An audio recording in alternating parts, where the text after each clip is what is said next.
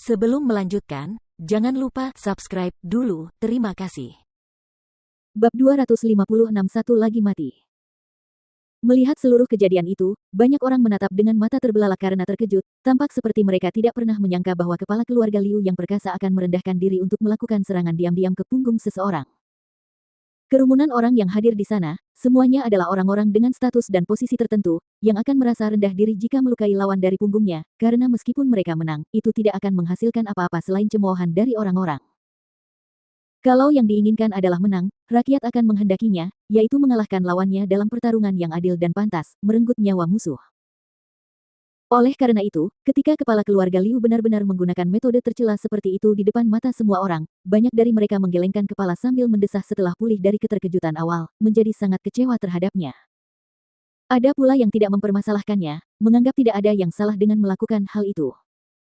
Dalam situasi di mana seseorang tidak dapat mengalahkan musuh dalam pertarungan langsung, selama mereka mampu membunuh lawan, cara apapun yang berhasil adalah metode yang baik dan tidak ada yang tidak pantas dalam tindakannya. Penguasa neraka yang bersembunyi di balik bayangan ketika melihat kejadian itu memperlihatkan sedikit penggelapan di matanya yang dalam, tatapannya penuh dengan niat membunuh saat dia menatap kepala keluarga Liu yang sedang melakukan serangan diam-diam dengan pedang di tangan, bibir tipisnya kaku dan dia tidak mengatakan sepatah kata pun.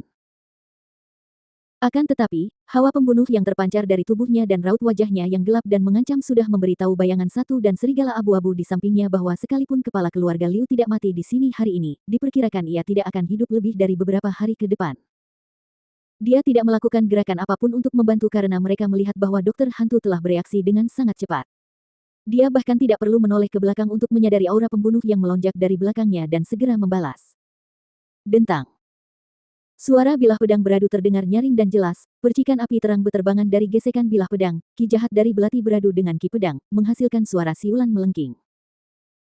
Pedang kedua orang itu berkelebat dan berkilau saat mereka berayun dalam pertarungan, kecepatan tinggi yang mereka gunakan hanya memungkinkan orang banyak yang berkumpul untuk melihat garis-garis ki dari pedang yang melesat saat jatuh ke tanah, meninggalkan bekas tebasan yang dalam di tanah. Dan pada saat kedua orang itu terkunci dalam pertarungan, tetua pertama yang telah terdorong mundur kemudian membalikkan tangannya, kekuatan rohnya melonjak, membentuk dua bilah angin tak berbentuk dan dia menebasnya dengan ganas tepat ke arah punggung Feng Jiu. Setelah pernah melihat betapa tidak tahu malunya kepala keluarga Liu, hingga sekarang melihat tetua pertama mereka mengulangi tindakan itu, tidak seorang pun mengatakan apapun tentang hal itu kali ini. Namun, tepat pada saat itu juga Feng Jiu mengerahkan kekuatan ke ujung kakinya saat dia menendang lengan kepala keluarga Liu yang memegang pedang. Suara retakan tulang yang tajam terdengar jelas dan daun willow terlempar keluar dari tendangan itu, terbalik di udara sebelum jatuh dengan bunyi gemerincing ke tanah. Aduh! Kepala keluarga Liu tersentak kesakitan saat ia terhuyung mundur. Kedua lengannya terluka dan kali ini, ia tidak mungkin lagi melanjutkan pertempuran.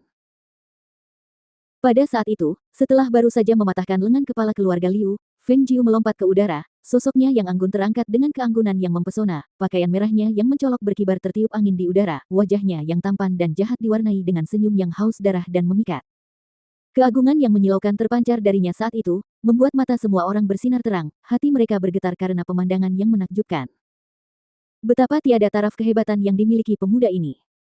Tepat saat semua orang tidak dapat menahan diri untuk tidak memuji pemuda itu dalam hati, situasi berubah seketika di saat berikutnya.